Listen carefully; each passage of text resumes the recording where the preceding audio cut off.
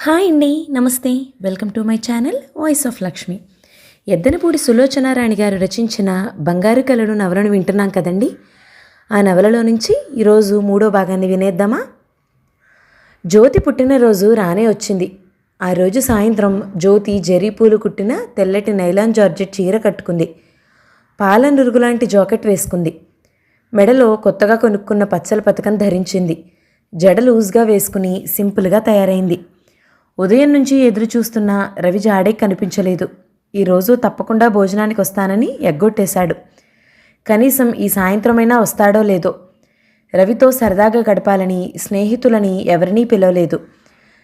పగలు తన వేడుకలు చేసుకున్న పుట్టినరోజు నాడు తండ్రితో కలిసి ఆయనకెంతో ఇష్టమైన హోటల్ బ్లూ స్టార్లో రాత్రి భోజనం చేయటం అలవాటు.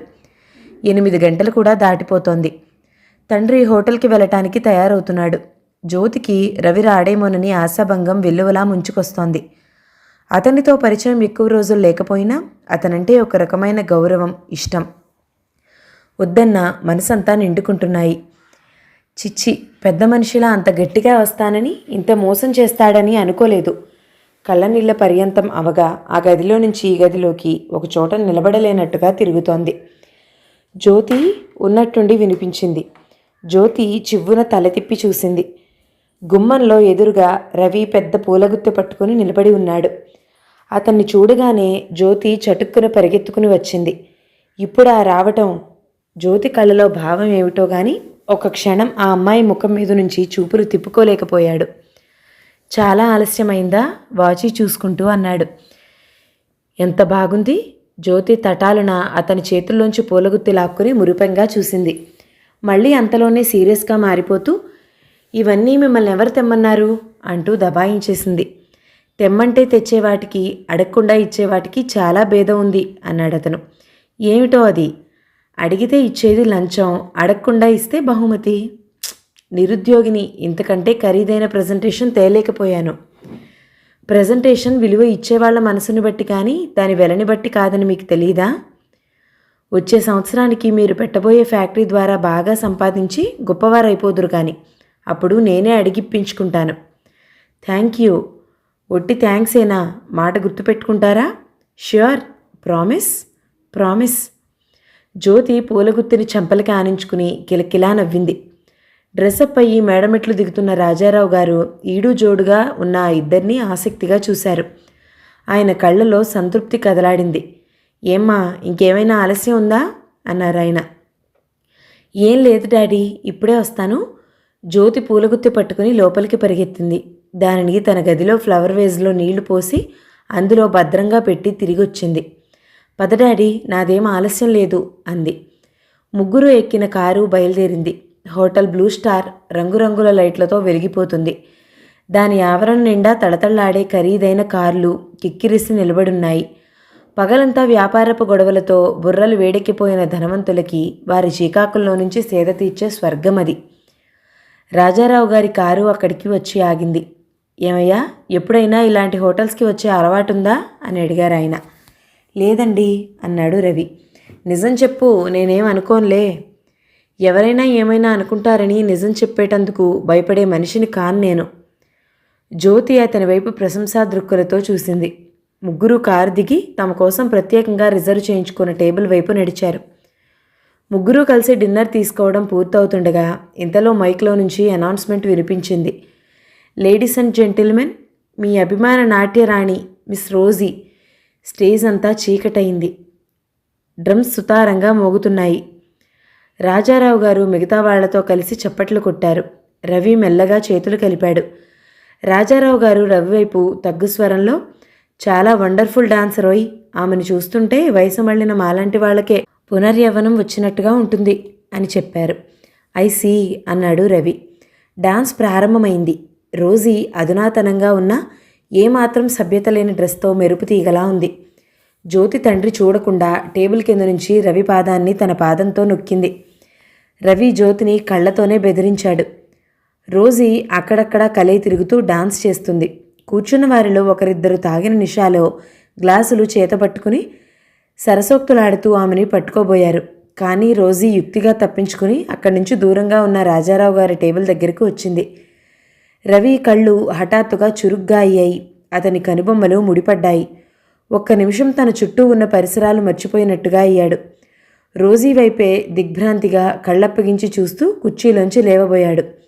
అతని మైమరుపుని మరో రకంగా అర్థం చేసుకున్న రాజారావు గారు నవ్వుకుంటూ సున్నితంగా అతని చెయ్యి పట్టి లాగి కూర్చోపెట్టారు. జ్యోతి ముఖం ఈర్ష్యకు మారుపేరైంది. రోజీ కూడా రవిని చూడగానే స్తబ్దురాలైనట్టు బొమ్మలా నిలబడిపోయింది. డ్రమ్స్ చెవులు దద్దరిల్లేటట్టు మోగుతున్నాయి. వాయిద్యాలు సముద్రఘోషలా అయ్యాయి. కానీ అది క్షణికం మాత్రమే. మరుక్షణంలో గిరుక్కున అక్కడి నుంచి వెనక్కి తిరిగింది. నాట్యం వేగం రెట్టింపయింది. కానీ ఈసారి ముఖంలో మెరుపు లేదు, నవ్వులో జీవం లేదు. హోటల్ నుంచి బయటికి వచ్చేసరికి రాత్రి చాలా పొద్దుపోయింది. ఇంత పొద్దుపోయి ఎక్కడికి వెళ్తావు? ఈ రాత్రికి మా ఇంట్లో పడుకో అన్నాడు రాజారావు గారు. అబ్బే లేదండి, ఒక ఫ్రెండ్కి తప్పకుండా వస్తానని మాటిచ్చాను, వెళ్తాను అన్నాడు రవి. ఇంకెక్కడి ఫ్రెండ్ అయ్యా, ఈ పాటికి నిద్రపోయే ఉంటాడు. రేపు నీ తరపున నేను క్షమార్పణలు చెప్పుకుంటానులే అన్నాడు రాజారావు గారు. పోనీ డాడీ, ఆయనంత వెళ్ళాలనుకుంటే ఎందుకు బలవంతం చేస్తావు అంది జ్యోతి కినుకగా. రవి జ్యోతి వైపు చూశాడు. తర్వాత ఏమనుకున్నాడో ఏమో వచ్చి కారులో కూర్చున్నాడు. జ్యోతి ముఖం ప్రసన్నమైంది. 10 నిమిషాల అనంతరం రాజారావు గారింట్లో రవి జ్యోతి పడక గదిలో కూర్చుని కుర్చీలో తలదించుకుని నుదుటి మీద వేళ్లతో రాసుకుంటూ పరధ్యాసగా కూర్చుని ఉన్నాడు. అతని మనసంతా అల్లకల్లోలంగా ఉంది. ఇదెక్కడి విచిత్రం, చచ్చిపోయిన మనుషులు బ్రతికొస్తారా? మిస్ రోజీ సరోజ కావడం ఎలా సాధ్యం? సరోజ ముక్త స్వభావురాలు. పరాయి మగవాడు కనిపిస్తే బయట నిండుగా కప్పుకుని తల కూడా శాంతం ఎత్తని స్వభావం. ఇంత చక్కగా నాట్యం చేయడం అనేది పూర్తిగా అసంభవం. కానీ ఆ అమ్మాయి సరోజే అని నమ్మకంగా అనిపిస్తుంది. తన కళ్ళ ముందు చచ్చిపోయిన సరోజ మళ్ళీ బ్రతికి రావడం కూడా అసంభవమే అనిపిస్తోంది. దీర్ఘాలోచనలో ఉన్న అతను గదిలోకి జ్యోతి రావడం గుర్తించనే లేదు. ఏమిటి అంత దిగాలుగా కూర్చున్నారు? స్నేహితుడి దగ్గరికి వెళ్ళలేకపోయానే అని బెంగ అంది. రవి ఉలికిపడ్డట్టుగా తలెత్తి చూశాడు. జ్యోతి వెంట తెచ్చిన లుంగి అతనికి అందించింది. లేండి, బట్టలు మార్చుకోండి, ఇప్పటికే ఆలస్యమైంది. ఇంకొంచెం సేపు ఉంటే మీరు కూర్చునే కునికిపాట్లు పడేటట్టున్నారు. అంత నిద్రమోహం వాణ్ణి కాదులేండి అంటూ లుంగి అందుకున్నాడు. దాని అంచు అనుమానంగా చూస్తూ కొంపతీసి మీది కాదు కదా అన్నాడు. అరే, సరిగ్గా ఎలా ఊహించారు? మా నాన్నగారి వైట్ డ్రెస్లో మీరు చైనా మాంత్రికుడిలా ఉంటారని ఇది తెచ్చాను. కానీ ఇబ్బందిగా చూశాడు. ఏమిటి అభ్యంతరమా?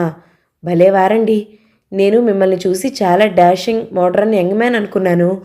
మీకు కూడా ఉన్నాయా ఈ పాత చాదస్తాలు? మీరు కూడా ఇంతేనన్నమాట.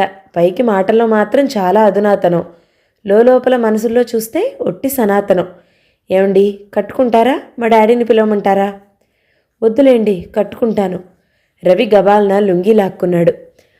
ఇప్పుడు ఆయన వస్తే ఆ లెక్చర్ పూర్తయ్యేసరికి తెల్లవారవచ్చు. జ్యోతి ఫకాలను నవ్వింది.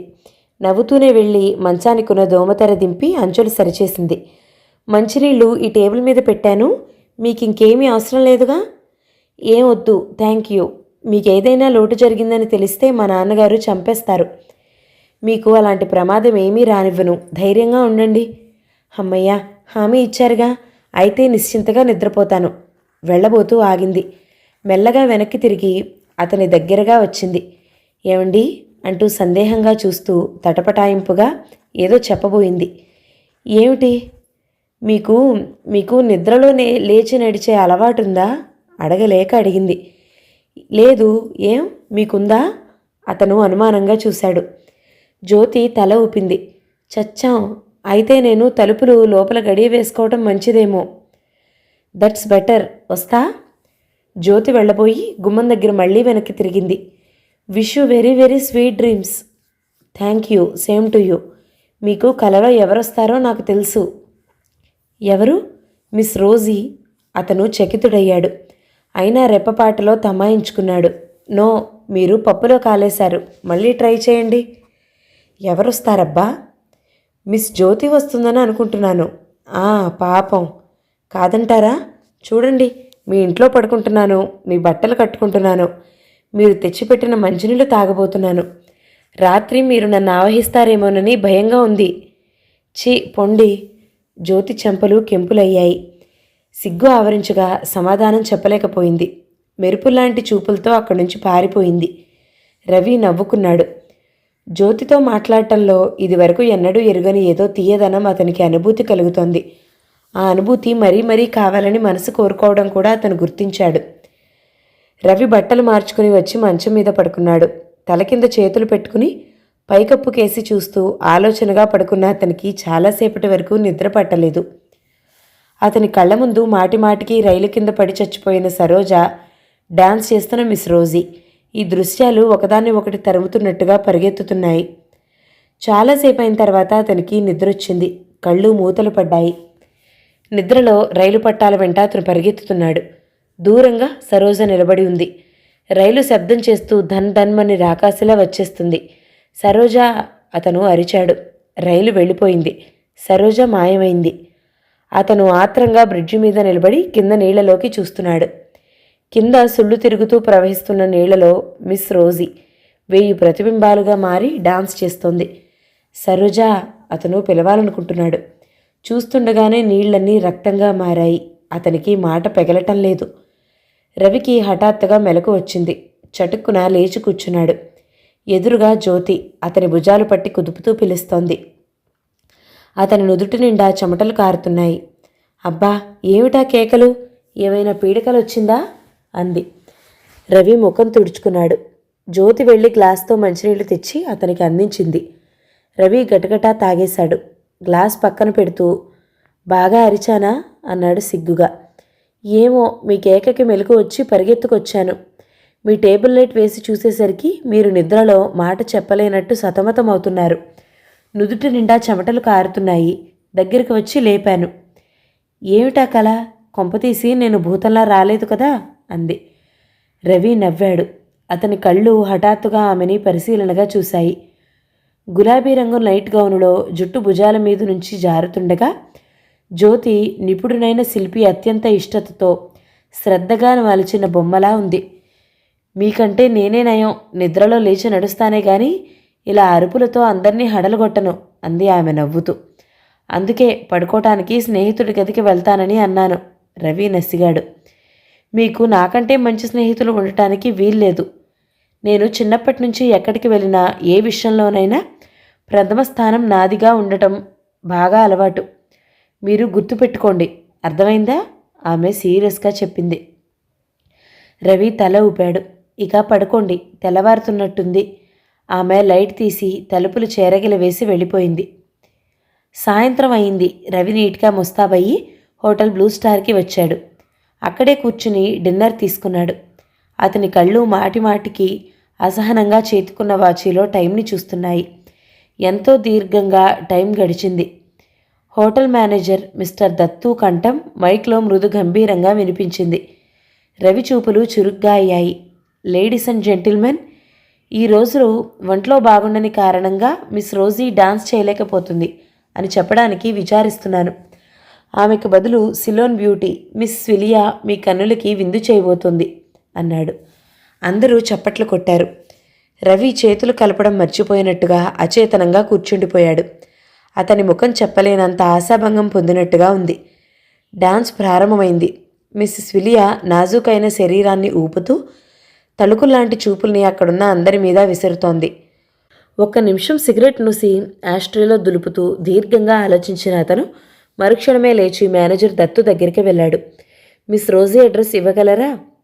దత్తు రవిని యగాదిగా చూశాడు. ఈరోజు ఆవిడకి ఒంట్లో బాగాలేదు. Try your luck next time అన్నాడతను. రవి దమడ ఎముక ఆగ్రహం అడుచుకున్నట్టుగా కదిలింది. క్షమించాలి, నేను రేపు ఉదయమే వెళ్ళిపోతున్నాను. ఆవిడ్ని అర్జెంటుగా కలవాలి. అంత అర్జెంట్ అయితే ఫోన్లో మాట్లాడండి. దత్తు నెంబర్ ఇచ్చాడు. ఆవిడ అపాయింట్మెంట్ తీసుకోకుండా వెళితే వాకిట్లో ఉన్న గూర్ఖా మిమ్మల్ని మర్యాద చేస్తాడు, జాగ్రత్త, దత్తు హెచ్చరించాడు. ఆ హెచ్చరికలో అంతర్లీనంగా ఉన్న బెదిరింపు రవి చెవులు పసికట్టకపోలేదు. రవి ఫోన్ దగ్గరికి వచ్చాడు. ఫోన్ రింగ్ అవ్వగానే అవతల నుంచి హలో, రోజీ స్పీకింగ్ అంటూ ఎంతో మృదువుగా వినిపించింది. సందేహం లేదు, ఆ గొంతు సరోజదే. సరోజా, నేను రవిని మాట్లాడుతున్నాను. అతని మాట పూర్తి కాలేదు. అవతలి వైపు నుంచి క్షణం నిశ్శబ్దం. ఆ తర్వాత వెంటనే రాంగ్ నెంబర్ అని ఫోన్ పెట్టేసిన ధ్వని వినిపించింది. తర్వాత అతను ఎన్నిసార్లు చేసినా ఎంగేజ్ అయిన ధ్వనే వచ్చింది. ఖరీదైన ఆ మేడలో విశాలంగా ఉన్న హాలులో అమర్చిన ప్రతి వస్తువు ఆ ఇల్లు చాలా ధనవంతులదని రుజువు చేయడానికి తహతహలాడుతున్నట్టుగా ఉన్నాయి. కింద నేల మీద అపురూపమైన తివాచీ పరిచి ఉంది. మార్కెట్లో సరికొత్త ఫ్యాషన్ గల సోఫాలు అక్కడ ఉన్నాయి. హాలులో మూలల సాలార్జంగ్ మ్యూజియంలో ఉంచాల్సిన అందమైన అమ్మాయి బొమ్మలు సిగ్గులు చిందిస్తూ నిలబడి ఉన్నాయి. గోడలకి ప్రకృతి చిత్రాలు చాలా అమూల్యమైనవిగా ఉన్నాయి. గుమ్మాలకి కిటికీలకి అధునాతనమైన డిజైన్లో సిల్కు పరదాలు సగర్వంగా వేలాడుతున్నాయి. ఆ హాలులో ఉన్న వస్తువులన్నిటిలోకి అతి సుందరంగా బొమ్మల సోఫాలో కూర్చుని ఉంది రోజీ. ఆమెకెదురుగా హోటల్ మేనేజర్ దత్తు కూర్చుని ఉన్నాడు. ఆయన కాఫీ తాగుతూ సోఫాలో నిస్తేజంగా పాలరాతి శిల్పంలా కూర్చుని ఉన్న రోజుని తదేకంగా గమనిస్తున్నాడు. రోజులా అమ్మాయి హుషారుగా లేకపోవటం చూసి రెండోసారి అడుగుతున్నట్టుగా అన్నాడు. Rosie, what is the matter? ఒంట్లో బాగాలేదంటావు, డాక్టర్ని పిలిపిస్తానంటే వద్దంటావు. నీ ధోరణేమిటో నాకు బొత్తిగా అంతుపట్టడం లేదు. నా చేతిలో ఫారెన్ రిటర్న్ డాక్టర్లు ఎంతోమంది ఉన్నారు. ఎలాంటి వ్యాధినైనా ఇట్టే నివారిస్తారు. నా వ్యాధి శరీరానికి సంబంధించింది కాదు, మనసు బాగుండలేదు. ప్లీజ్ దయచేసి నన్నేమీ అడగవద్దు. కొద్దిసేపు ఒంటరిగా ఉండనివ్వండి. సరే, నీ ఇష్టం. ఏదైనా అవసరమైతే ఫోన్ చెయ్యి, రెక్కలు కట్టుకుని వాళ్తాను. అలాగే, మరి నేను వెళ్ళిరానా? అతను లేచి వెళ్ళబోతూ ఆగాడు. రోజీ, బాగా రెస్ట్ తీసుకో. ఈరోజు హోటల్లో నీ డాన్స్ లేదనేసరికి 10 గంటలు కాకుండానే అందరూ వెళ్ళిపోయారు. రేపు మాత్రం మానటానికి వీల్లేదు హెచ్చరిస్తున్నట్టుగా అన్నాడతను. రోజీ తల ఊపింది. డాక్టర్ని ఎవరిని పంపనవసరం లేదుగా. వద్దు. యాపిల్స్, బత్తాయిలు అలాంటివి ఏమైనా కావాలా? ఉన్నాయి, ఏం వద్దు. ఆల్ రైట్, నేనిక నీకు మళ్ళీ ఫోన్ చేసి డిస్టర్బ్ కూడా చేయను. బాగా విశ్రాంతి తీసుకో. రేపు సాయంత్రం మామూలుగా నువ్వు హోటల్కి వచ్చే టైంకి కారు పంపుతాను, సరేనా? రోజీ యాంత్రికంగా తల ఊపింది. Thank you. దత్తు సంతోషించినట్టుగా తల ఉంచి నాటక ఫక్కీలో అభివాదం చేసి నవ్వి వెళ్ళిపోయాడు. రోజీ గుండెల్లో అంతవరకు అణుచుకుంటున్న ఆవేదన బయటకు వదులుతున్నట్టుగా నిట్టూర్పు విడిచింది. రోజీ లేచి దత్తుని పంపి తిరిగి వస్తుండగా హాల్లో ఫోన్ గణగణా మోగింది. రోజీ రిసీవర్ తీసి మెల్లగా హలో అంది. అవతల నుంచి వినవస్తున్న కంఠం వినగానే ముఖం వివర్ణమైంది. మనిషిలో తడబాటు కనిపించింది. ఎవరు? సరోజ. మీకెన్నిసార్లు చెప్పాలి? ఆ పేరు గల వాళ్ళెవరూ ఇక్కడ లేరు. రాంగ్ నెంబర్, ప్లీజ్ అని ఫోన్ పెట్టేసింది. రోజీకి ఒంటి నిండా చెమటలు నిలుముకున్నాయి. ఫోన్ మీద నుంచి చెయ్యి తీస్తూ వేళ్ళు కంపించాయి. సరోజ, సరోజ అస్పష్టంగా అనుకుంది. ఆ కళ్ళు చివ్వున నీళ్లు బిగాయి. సరోజ. శక్తి తెచ్చుకున్న దానిలా ఫోన్ దగ్గర నుంచి కదిలి యువతలకి వచ్చింది. సరోజ కావాలట. రోజీ మొహం బిగబట్టి కన్నీళ్లు నిగ్రహించుకుంది. అక్కడి నుంచి తను గబగబా వెళ్ళబోతుండగా మళ్ళీ ఫోన్ గణగణలాడింది. రోజీ హఠాత్తుగా నిలబడిపోయింది. భయపడుతున్న దానిలా ఫోన్ వైపు తిరిగి చూసింది. ఫోన్ మోగుతూనే ఉంది. క్షణంసేపు దానివైపు వెర్రి దానిలా చూసిన తర్వాత గత్యంతరం లేని దానిలా ఏదో తెంచుకోలేని పాసం పట్టి ముందుకు తోస్తున్నట్లుగా మెల్లగా వెళ్ళి రిసీవర్ తీసింది. అవతల నుంచి ఆతృతగా వినిపించింది. సరోజ, నన్ను మోసం చేయకు. నేను రవిని మాట్లాడుతున్నాను. నిన్ను కలుసుకోవాలి, నీతో మాట్లాడాలి. రోజీ ఇక వినేది లేదన్నట్టుగా ఫోన్ పీక నొక్కేస్తున్నట్టుగా మళ్ళీ పెట్టేసింది. హాలులో నుంచి పని మీద బయటికి వెళ్తున్న నౌకర్ని పిలిచి, నాకు చాలా తలనొప్పిగా ఉంది, బయట గుర్కాతో లోపలికి ఎవరిని రానియొద్దన్నానని చెప్పు. ఫోన్ మోగితే నువ్వు తీయకు అంటూ ఆజ్ఞాపించింది. అలాగేనమ్మా, ఎంతో అణకువగా అన్నాడతను. రోజీ వచ్చి గదిలో హంసతూలికా తల్పంలా ఉన్న తన మంచం మీద కూర్చుంది. ఎంత వద్దనుకున్నా సరోజ అన్న రవి పిలిపే చెవిల్లో ప్రతిధ్వనిస్తోంది. చివరికి ఎదురుగా గాజు తొట్టెలో కిందికి పైకి వేలాడుతున్న మెలమెల్లాడే బంగారు చేప కూడా సరోజ అని పిలుస్తున్నట్టుగానే ఉంది. ఎక్కడుంది సరోజ? ఎన్నాళ్ళ నాటి మాట. చనిపోయిన సరోజని మళ్ళీ బ్రతికి రమ్మనమని పిలుస్తున్నాడతను. ఇక్కడున్నది రోజీ అంటే నమ్మడేం? సరోజని తన గుండెల్లో సమాధి చేసి చాలా ఏళ్లయిందని అతనికి ఎలా తెలియచేయటం? ఏం జీవితం ఇది? బ్రతుకుండగానే చనిపోయిన వ్యక్తి తను. చచ్చిపోకుండానే మరో బ్రతుకుతున్న వ్యక్తిగా అయింది. ఒకనాడు అతను ఈ ప్రపంచంలో అందరికంటే ఆత్మీయుడు. ఈరోజు చూడటానికి వస్తానంటుంటే భయంతో గుండెలు దడదడలాడుతున్నాయి. మాట్లాడలేక మనసు మూగబోయింది. రోజీకి దుఃఖం ఉప్పెనలా వచ్చి ముంచేసింది. 2 చేతుల్లో ముఖం కప్పుకుని ఏడవసాగింది. కడుపు తీరా మనసారా ఏడుస్తూ ఆ ఏడుపులోనే ఏదో ఓదార్పు, మనశ్శాంతి లభిస్తున్నట్టుగా చాలాసేపు అలాగే కూర్చుండిపోయిన రోజీకి హఠాత్తుగా బయట కేకలు వినిపించాయి. తుళ్ళిపడ్డట్టుగా లేచి వెళ్ళి కిటికీ తెరలు పక్కకి లాగి చూసింది. మేడ మీద పై అంతస్తులో ఉన్న గదిలో నిలబడి చూసిన రోజీకి కింద గేటు దగ్గర రవి గూర్ఖాతో పేచీ పెడుతూ కనిపించాడు. అతన్ని చూడగానే కొయ్యబారిపోయింది. రవి గూర్ఖాన్ని 2 తగిలించి అవతలికి తోస్తున్నాడు. రోజీ కంగారు పడిపోయింది. ఒక్క నిమిషం ఏం చేయడానికి పారిపోక తికమక పడింది. ఆ వెంటనే మెరుపులా ఏదో స్ఫురించిన దానిలా చెంగుతో కళ్ళు గట్టిగా తుడిచేసుకుంది. అద్దం దగ్గరకు వెళ్ళి కమిలిన ముఖానికి దట్టంగా పౌడర్ అద్దుకుని గబగబా మెట్లు దిగి కింది హాల్లోకి పరిగెత్తుకు వచ్చింది. అక్కడున్న పుస్తకం ఒకటి తీసుకుంది. సోఫాలో వెనక్కి చేరగిలబడి కూర్చుంది. రవి లోపలికి వచ్చాడు. అడుగుల శబ్దం విని అప్పుడే చూసినట్టుగా పుస్తకం పక్కకు తీసి అతన్ని ఎప్పుడూ ఎరగనట్టుగా వింతగా అపరిచిత వ్యక్తిలా చూసింది. ఎవరు నువ్వు? ముఖం చిట్లించి అడిగింది. రవి ఆ మాట వినగానే బద్దలో పోతున్న అగ్నిపర్వతంలా అయ్యాడు. మెల్లగా ఒక్కొక్క అడిగే కొలుస్తున్నట్టుగా వేస్తూ రోజీ దగ్గరికి వచ్చాడు. నిన్నే, ఎవరు నువ్వు? రోజీ అహంకారంగా చూస్తూ నిర్లక్ష్యంగా రెట్టించింది. ఈ మాట వినగానే అగ్నిపర్వతం భళ్ళున బద్దలైంది. ఆ చెయ్యి రోజీ జబ్బ పట్టుకుని లేవదీసింది. రోజీ చెంప చెల్లుమంది. గదిలో 1 నిమిషం భయంకరమైన నిశ్శబ్దం ఏర్పడింది. ఇప్పటికైనా గుర్తుకొచ్చిందా నేనెవరినో? పళ్ళు బిగపట్టుకుని అడిగాడు రవి. అతని ముఖం కందగడ్డలా ఉంది. ఆవేశంతో ఆగ్రహంతో ఉక్కిరిబిక్కిరవుతున్నాడు. రోజీ చెంప పట్టుకుని నిశ్చేష్టురాలైనట్టుగా అలాగే చూస్తుంది. పాపిష్టిదాన, నీ పరిస్థితిలో చూసేదానికంటే నీ శవం చూస్తే ఎంతో సంతోషించేవాణ్ణి. చెప్పు, ఎందుకిలా మమ్మల్ని మోసం చేశావు? ఇన్నేళ్ళు బ్రతికుండి కూడా చచ్చిపోయినట్లుగా ఎందుకు నటించావు? మాట్లాడు, చెప్పు అరిచాడతను. రోజీ చేతుల్లో ముఖం దాచుకుని ఏడవసాగింది. అతని ముఖం మరింత కఠినంగా మారింది. చాలించు నీ నాటకం. నీ కన్నీళ్ళకి కరిగిపోతానని అనుకుంటున్నావా?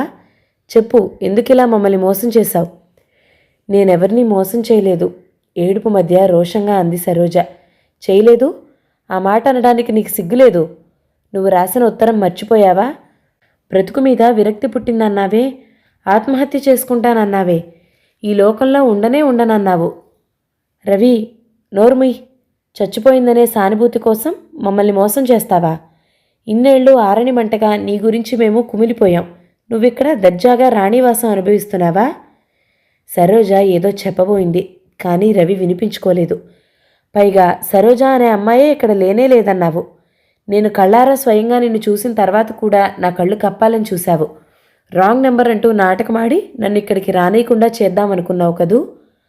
ఆత్మహత్య చేసుకుంటానని మమ్మల్ని వంచించి మభ్యపెట్టి నువ్వు ఈ రంగుల మేడలో కులుకుతున్నావా? అయినింటి ఆడపిల్లననే విషయం కూడా మరిచి సిగ్గు ఎగ్గు లేకుండా సింగారించుకుని వయసు మళ్ళిన వాళ్లకి కూడా పులకరింతలు పుట్టేటట్టు నలుగురు ముందు తైతక్కలాడుతున్నావా? సరోజ చేతులు జోడించి దీనంగా చూసింది. రవి, నీకేం తెలీదు. నన్ను మాటలతో హింసించుకు. ఆ మాట వినగానే అతను ఇంకా రెచ్చిపోయాడు. హింస హింస అనేదేమిటో తెలిస్తే అయిన వాళ్ళని ఆత్మీయులను వదిలి ఇలా వస్తావా నువ్వు? నాకేం తెలియకపోవటమే బాగా తెలుసు. నీకు పట్టుపరుపులు, విలాస జీవితాలు కావాల్సొచ్చాయి. అవి నువ్వున్న పరిధిలో దొరకవు. అందుకే పచ్చని సంసారంలో నిప్పులు పోసుకున్నావు. కట్టుకున్న వాడిని వదిలేశావు. నిన్ను ప్రాణంగా చూసుకుంటున్న మమ్మల్ని కాలరాసి రంగుల చిలకలా ఎగిరొచ్చావు. ఒళ్ళు చూపిస్తూ వ్యాపారం మొదలుపెట్టావు. ఎంత సంపాదించావు? ఎంత వెనకేశావు? ఎంతమంది కన్నీళ్లకి కారణమయ్యావు? రవి రవి భరించలేనట్టుగా ఆవేశంగా అరిచింది. ఏం, నేనన్నది అబద్ధమా? కాదనగలవా? రవి, మొదట నేను చెప్పేది విను. నేను ఇంటి నుంచి వచ్చిన తర్వాత ఏం జరిగిందో ప్రతి అక్షరం భగవంతుడి సాక్షిగా నిజం చెప్తాను. దయించి విను. విన్న తర్వాత అది అసహజంగా అబద్ధంగా తోస్తే ఇక్కడే నా పీక నులిమి. ఏమిటి నువ్వు చెప్పేది? నాకు తెలియదనుకుంటున్నావా? ఇంటి నుంచి వెళ్ళిపోయిన ప్రతి ఆడపిల్ల తనని తాను సమర్థించుకోవడానికి ఏదో ఒక కల్లబొల్లి కథ అల్లుకునే ఉంటుంది. నీ అబద్ధాలన్నీ నమ్మేందుకు నేనేం అమాయకుణ్ణి కాదు. అబద్ధమా? నీ ముందు నేనెప్పుడైనా అబద్ధం ఆడానా రవి? అప్పుడు ఆడకపోవచ్చు. ఇప్పుడు నువ్వు ఆ సరోజవి కాదుగా, రోజీవయ్యే. నటన తెలిసిన దానివి, ఎంతైనా తెగించిన దానివి, ఎన్నైనా చెప్పగలవు. చురకత్తులా ఉన్న ఈ మాటలు రోజీ హృదయంలో వాడిగా గుచ్చుకున్నాయి. ఆ బాధని పళ్లబిగువన భరిస్తున్న దానిలా పాలిపోయిన ముఖంతో అంది, నన్ను చెప్పనీ రవి, కాస్త ఓపిక పట్టి విను. నేను చెప్పినది విన్న తర్వాత అది నీకు అబద్ధాల అల్లికగా తోస్తే నీ ఇష్టం వచ్చినట్టు శిక్ష విధించు. నేను కాదనను. రోజీ గతమంతా అతని కళ్ళ ముందు కనిపించేటట్టు చెప్పడం ప్రారంభించింది. రవి, ఊహ తెలియక ముందే తల్లిని పోగొట్టుకుని నా అనేవారు లేని నన్ను మీరు దగ్గరికి తీశారు.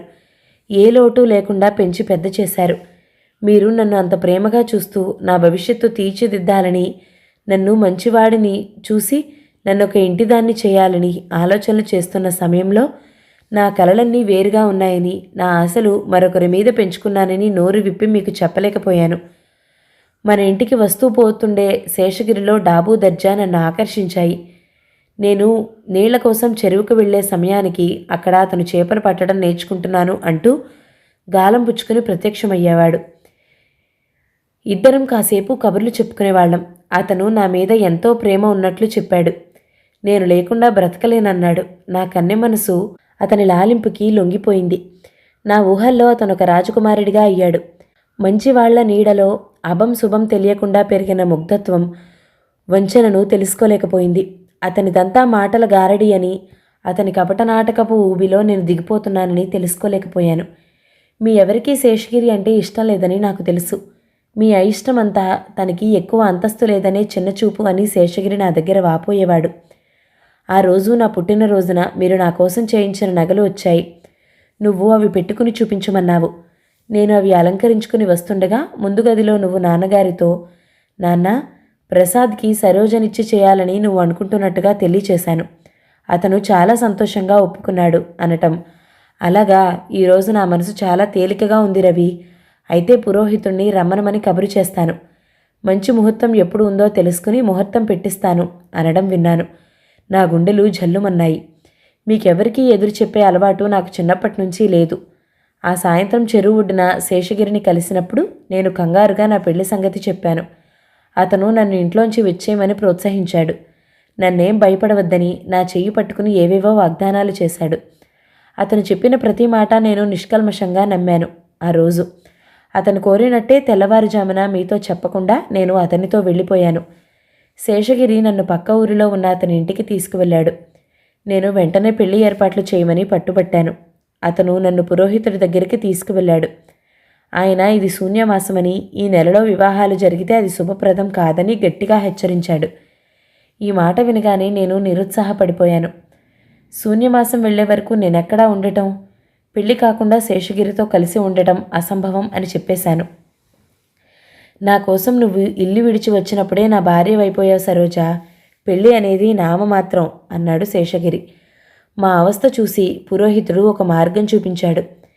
ప్రస్తుతానికి ఇద్దరూ దైవ సన్నిధిలో దండలు మార్చుకోండి, ఆ తర్వాత శాస్త్రీయంగా పెళ్లి చేసుకుందరు గాని అన్నాడు. ఆ మాట విని శేషగిరి సంతోషించాడు. తన సహజ వాక్చర్యంతో నన్ను ఒప్పించాడు. నాకు ఎలాంటి భయాలకి తావు లేకుండా చేశాడు. ఇద్దరం దేవాలయంలో దండలు మార్చుకున్నాం. అతను చెప్పిన ప్రతి మాట నిజమని నిష్కల్మషంగా నమ్మిన నేను భక్తి శ్రద్ధలతో కళ్ళు మూసుకుని మా దాంపత్యం ఆదర్శవంతంగా సుఖమయంగా నూరేళ్లు వర్ధిల్లేటట్టు చేయమని భగవంతుడిని మనసులోనే ప్రార్థించాను. నేను కోరుకున్నదల్లా ఒకటే, ఒక చిన్న ఇల్లు. అందులో శేషగిరితో ఆనందం నిండిన మా దాంపత్యం. ఇద్దరో ముగ్గురో మా అనురాగానికి నిదర్శనంగా పిల్లలు. ఇంతకంటే నాకు ఇంకేమీ వద్దు.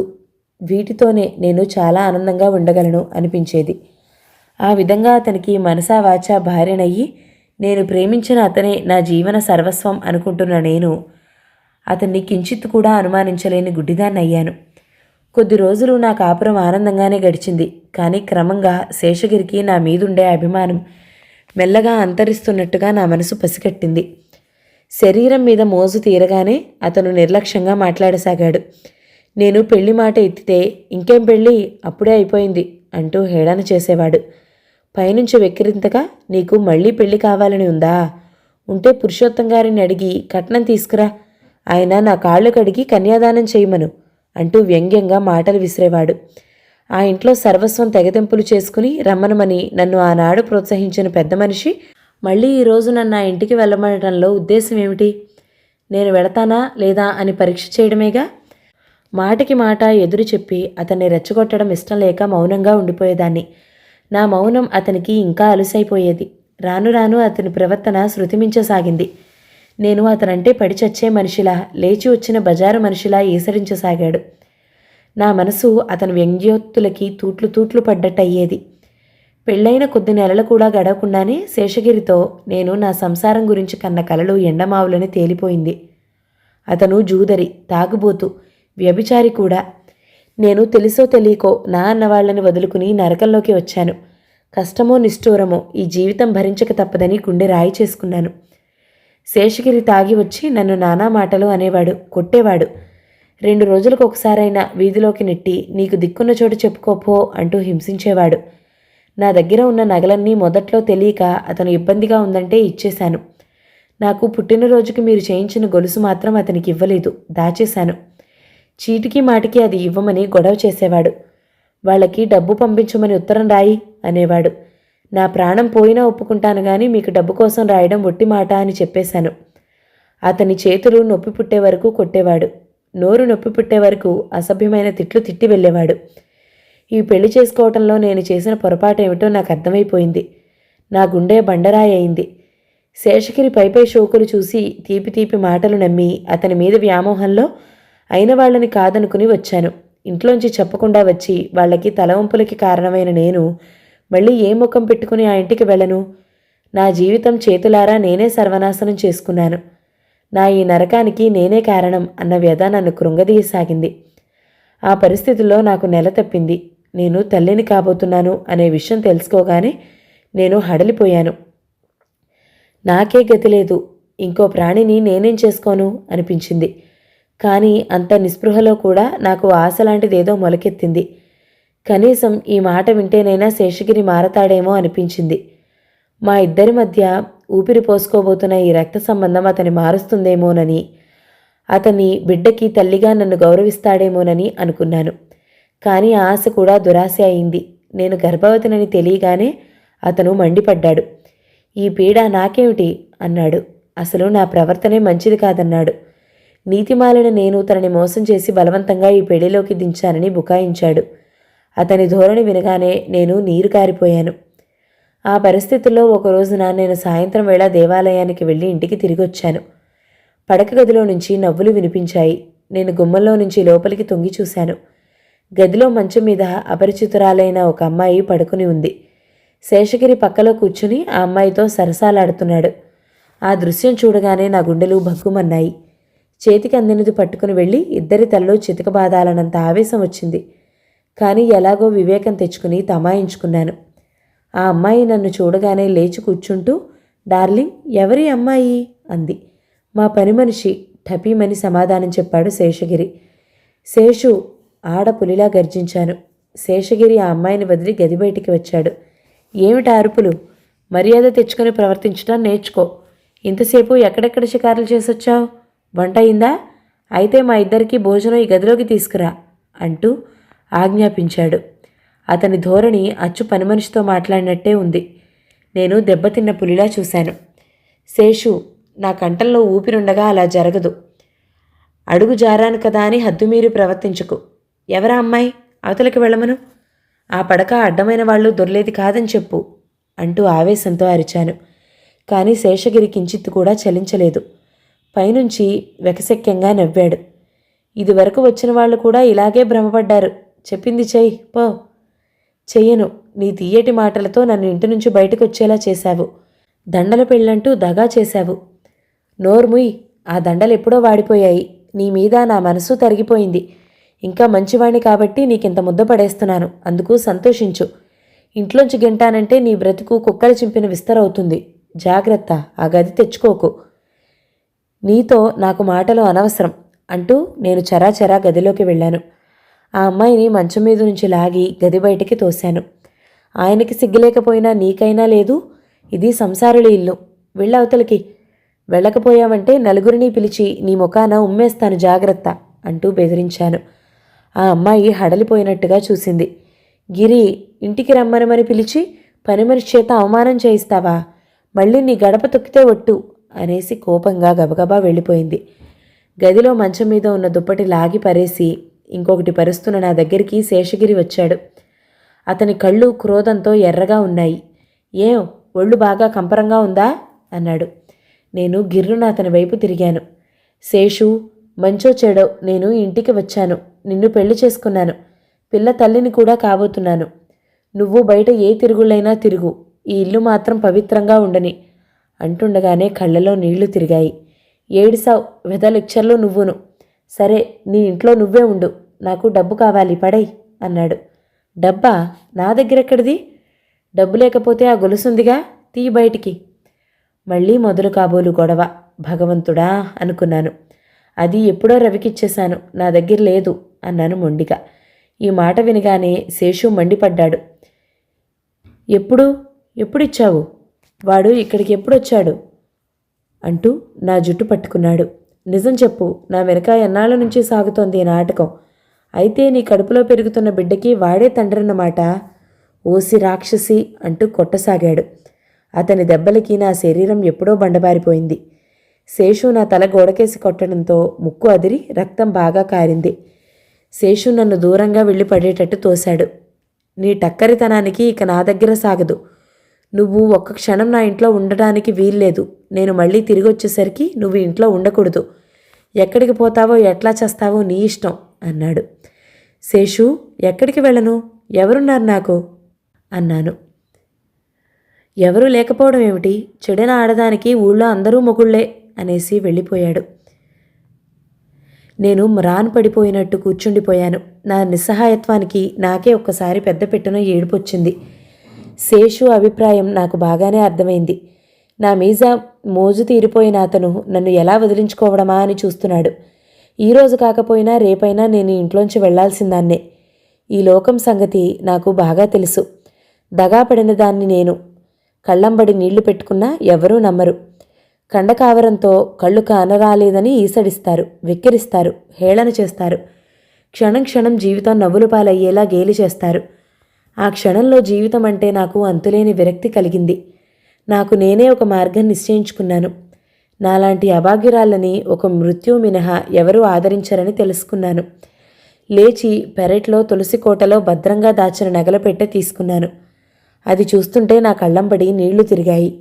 నా మీద అభిమానంతో మీరు చేయించిన ఆ నగ మీకే చేరాలని అనుకున్నాను.